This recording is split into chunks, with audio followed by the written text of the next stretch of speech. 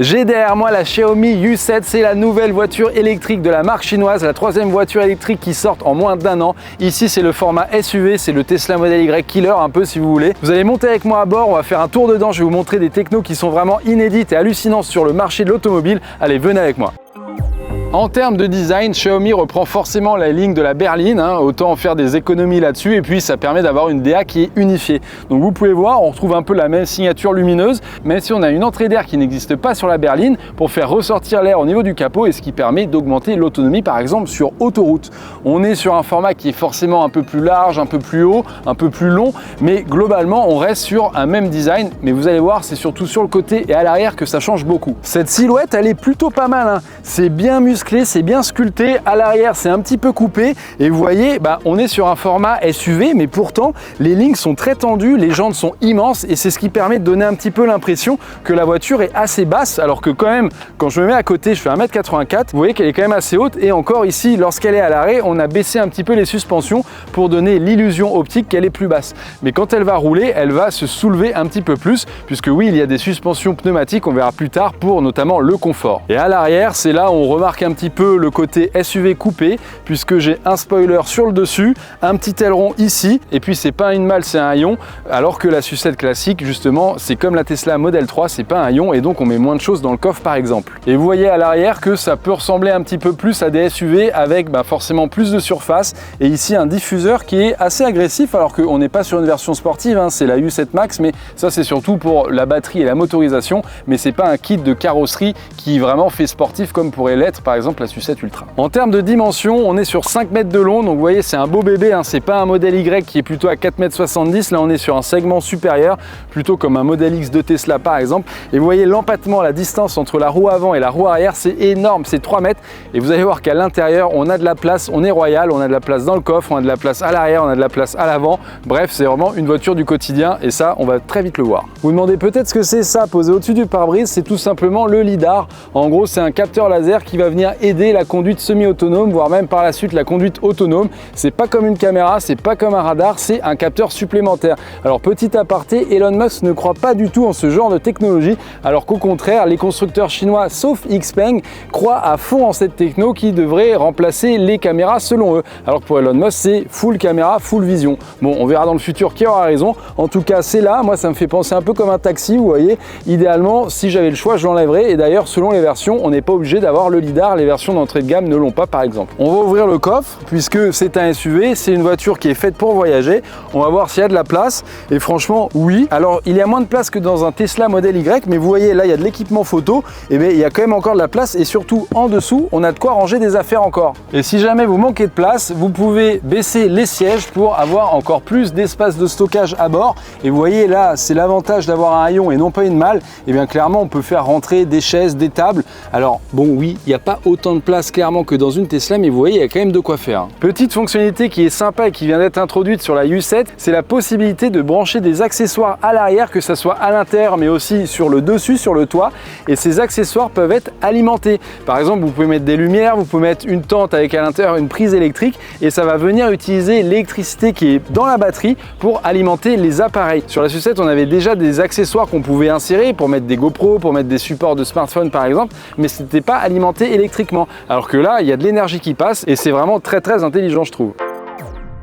On passe maintenant à l'intérieur et la première impression que j'ai c'est oui on est plus haut, forcément c'est un SUV mais surtout j'avais oublié c'est cette nouvelle technologie qui est intégrée à la Xiaomi U7, c'est l'écran sous le pare-brise. Alors vous allez voir vraiment c'est quelque chose qui est assez inédit dans le milieu. Alors certes BMW l'a fait avec la nouvelle voiture électrique qu'ils viennent d'annoncer à Munich mais Xiaomi est le premier constructeur à avoir intégré cette technologie dans une voiture de série et en gros c'est à dire que j'ai 3 écrans face à moi qui sont intégrés au pare-brise, ce qui remplace en fait l'affichage tête haute. Ce qui permet de libérer beaucoup d'espace derrière le volant. Vous voyez, je n'ai plus d'écran derrière le volant clairement puisque l'écran est intégré dans le pare-brise et bien évidemment à côté de moi j'ai l'écran de 15 pouces d'infodivertissement qui est exactement le même que dans la Sucette avec de nombreuses fonctionnalités. Je vais vous les montrer un petit peu plus en détail tout à l'heure. En termes de confort, clairement, les sièges sont vraiment bien rembourrés. On est en siège semi-baquet. On a beaucoup de place pour les rangements, que ce soit pour les bouteilles d'eau par exemple et je trouve que c'est très bien fait. On appuie dessus,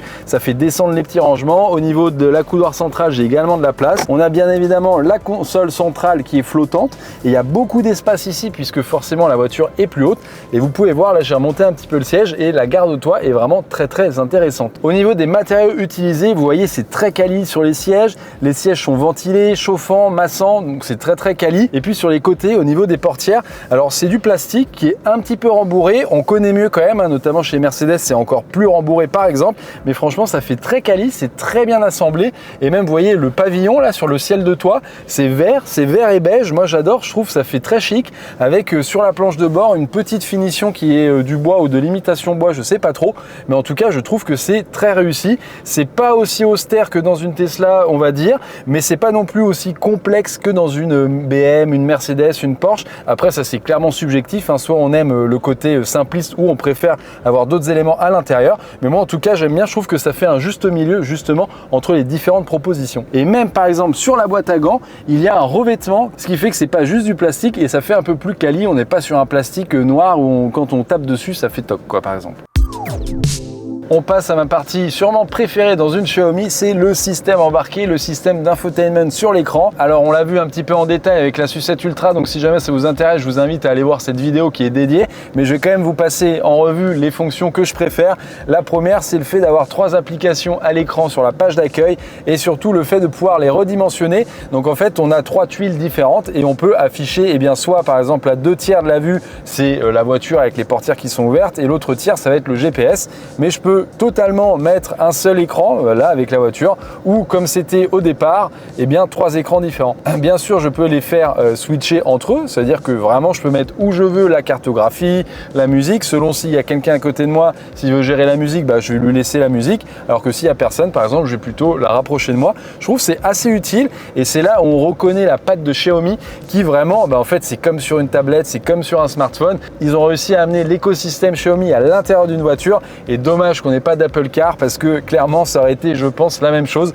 peut-être un peu plus fermé sur l'écosystème Apple, mais c'est vraiment dommage parce que pour moi c'est la seule voiture dans le monde, dans l'industrie automobile qui réussit à avoir un système d'exploitation qui est aussi complet que sur un smartphone. Et vous allez voir, même dans les réglages, il y a tout un tas de réglages qu'on peut avoir. En plus c'est vraiment très bien fait, c'est intuitif, alors que c'est seulement leur deuxième voiture et que la première ils l'ont lancée il y a quelques mois à peine. Franchement je trouve que c'est bluffant et beaucoup de constructeurs historiques devraient prendre exemple là-dessus sur Xiaomi. Alors certes, Tesla a un très bon système d'exploitation également, mais je trouve que ici ça va un cran au-dessus. L'affichage tête haute est donc remplacé par ces 3 écrans et bien évidemment c'est Xiaomi, donc c'est personnalisable. Là je suis dans la page qui permet de personnaliser le style, donc il y a 3 styles différents, ça va changer les couleurs, ça va changer les logos et ensuite lorsque je vais dans le détail, je peux même changer par exemple à quoi va ressembler le compteur de vitesse. J'ai 4 choix différents. Je peux également modifier la visualisation pour la musique, la visualisation pour l'heure, hein, avec là les petits animaux, c'est assez drôle.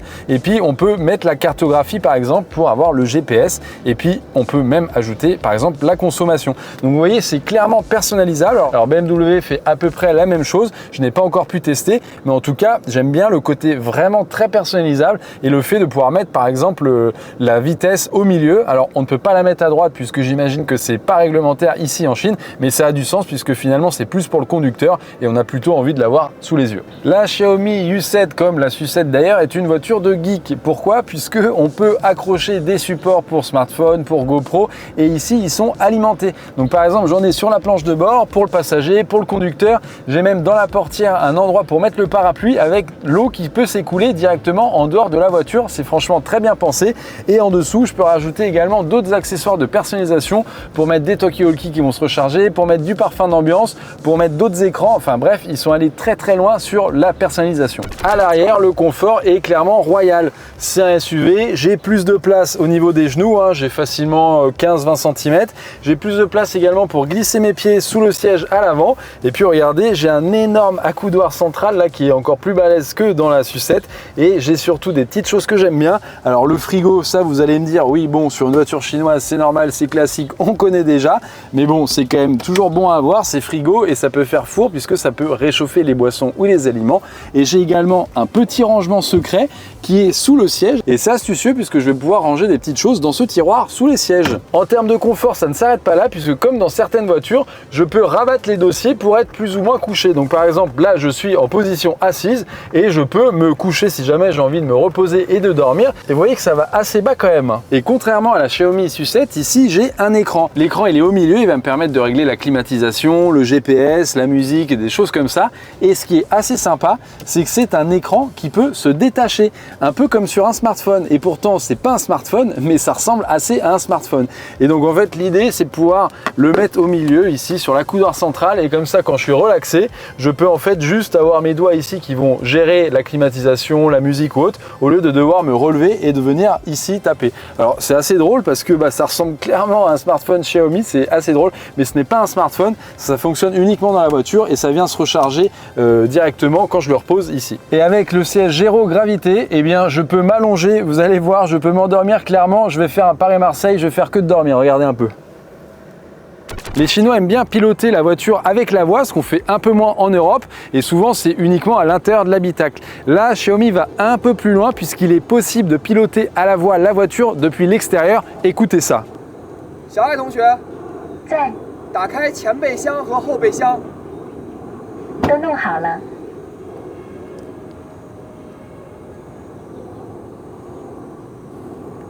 Et voilà, ça a ouvert les deux coffres. Et ce qu'il faut savoir, c'est qu'il y a une fonction de sécurité qui reconnaît notre voix et qui va empêcher à quelqu'un d'autre que vous d'ouvrir les coffres ou les vitres par exemple pour entrer dans la voiture. Allez, on commence la conduite de cette Xiaomi U7. Donc le SUV, on sent directement que c'est plus confortable, c'est un peu plus moelleux, c'est un peu plus souple. Alors forcément, je passe de la SU7 Ultra qui, elle, était plus performante, plus puissante. Donc là, ça change un petit peu. On est plus haut, on sent que c'est plus smooth, ça va être plus une voiture familiale. Mais c'est agréable, on sent pas qu'on est dans un gros SUV alors que ça fait quand même 5 mètres de long, 2 mètres de large. Mais on n'a pas cette impression, c'est assez réussi. Peut-être le volant aussi qui joue un peu, surtout que là on a le volant un peu sportif. Donc sur les premiers mètres, ouais, c'est plutôt une bonne conduite. Allez, j'active la conduite autonome. La fonction de conduite autonome. Là, on arrive sur l'intersection et elle va tourner à gauche pour prendre cette intersection. On va voir comment elle se débrouille. Il y a quelqu'un là-bas qui passe, qui traverse le passage piéton puisqu'il y a un petit feu pour les piétons. Ça passe proche, mais ça fonctionne bien. Elle se remet sur sa voie à droite. Et là, en théorie, on a 50 minutes de route et puis pendant 50 minutes, vraiment, la voiture va m'amener jusqu'à destination, que ça soit sur autoroute, en ville, tout ça. Elle est censée laisser passer les piétons au passage piéton. Là, elle vient de changer de voie toute seule pour éviter de rester sur la voie de droite puisque sinon, elle était obligée de tourner à droite alors que nous, on va tout droit. Franchement, c'est assez bluffant. On l'a testé chez Huawei en Chine, ça marche vraiment très bien. On l'a testé chez Tesla également avec le FSD aux États-Unis, ça fonctionne vraiment très bien. Pour l'Europe, pour l'instant, c'est pas autorisé, donc on n'a ni la solution de Tesla ni la solution de Huawei, mais ça devrait arriver à terme. Et là, ce qui est assez fou, c'est de se dire que Xiaomi, ça fait 1 an qu'ils existent en tant que constructeurs de voitures et ils arrivent déjà à avoir cette fonctionnalité. Et en termes de performance, on est servi puisque en plus là on a la version à transmission intégrale qui fait 600 chevaux à peu près. Franchement, c'est suffisant. Le 0 à 100 il est expédié autour de 3 secondes. Bon, ça suffit amplement. Il y a des versions propulsion qui, je pense, méritent un peu plus l'attention puisque elles consomment un petit peu moins, elles ont plus d'autonomie, mais elles restent suffisamment performantes pour le quotidien, clairement. Autre fonctionnalité que j'adore dans cette voiture avec HyperOS, c'est la possibilité de projeter l'écran de son smartphone Android sur la voiture. Et donc là, j'appuie sur un bouton sur l'écran et ça va me projeter le contenu de mon téléphone et je peux mettre n'importe quelle application, vraiment. Donc virtuellement, on peut mettre n'importe quelle application sur la voiture. Là, j'ai mis le site web de Frandroid, je peux swiper dessus, je peux naviguer dessus, mais vraiment, je peux tout faire sur mon téléphone. Je peux même envoyer des messages ou autres. Franchement, c'est assez pratique, je trouve. En termes d'autonomie, la Xiaomi U7 embarque une batterie immense de 101 kWh et c'est ce qui permet d'avoir une belle autonomie quand même de 760 km. Alors attention, attention, c'est sur le cycle CLTC, le cycle d'homologation chinois. En WLTP en Europe, ça serait plutôt aller autour de 680 km, peut-être quelque chose comme ça.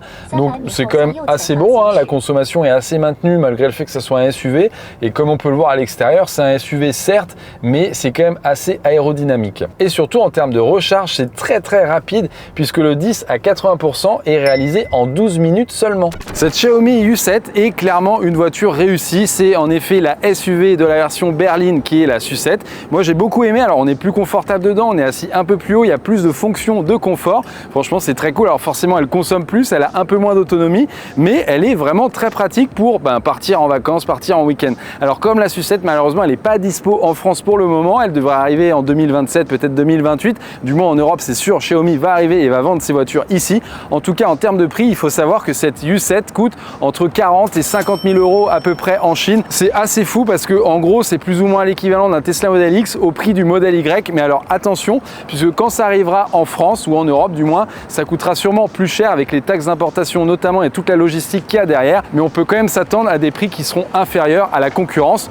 Et là Xiaomi pourrait faire vraiment très mal. Voilà, j'espère que cette vidéo vous aura plu. N'hésitez pas à nous suivre sur tous nos réseaux sociaux. Et surtout, si jamais vous aimez les voitures électriques Xiaomi, sachez qu'on a fait une autre vidéo sur la Xiaomi SU7 Ultra ici en Chine. Et je vous invite vraiment à aller la voir parce que c'est quelque chose d'assez fou qui est vraiment très fun et encore plus performant que cette voiture que j'ai derrière. Alors que pourtant, elle est déjà très fun à conduire celle-ci avec du confort et de la sportivité. Et quant à moi, je vous dis à la prochaine pour une future vidéo. Salut!